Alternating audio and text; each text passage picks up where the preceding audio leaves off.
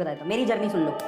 मैंने आपको जैसे बताया, मेरे पेरेंट्स के साथ में बचपन में ही मेरे फादर ने मुझे शॉप पे लगाया था और उसकी वजह से मुझे समझ में आ गया था कि सेलिंग कैसे करते हैं। तो मैं इस चीज़ को अच्छा मानता हूँ। मेरे फादर अगर मुझे शॉप पे नहीं लेके जाते तो मुझे सब चीज़ें नहीं आती। तो बचपन में मैं जानता था कि बेचा कैसे जाता है। फिर धीरे धीरे करके मैं जब स्कूल में था तब तो मैं थोड़ा पढ़ाई के लिए सीरियस था, तो मैं सिर्फ पापा की शॉप पे जाता था। लेकिन जब मैं इंजीनियरिंग के लिए चला गया जयपुर, तो उसके बाद फिर मैं बता देता हूँ बाय द वे, मैंने इंजीनियरिंग के साथ साथ मैं फिजिक्स पढ़ाता था, पर्सनल ट्यूशन लेता था और उसके मैं पैसे लेता था, पर्सनल ट्यूशन के पैसे लेता था। ठीक है, तो फिजिक्स पढ़ाता था धीरे धीरे करके।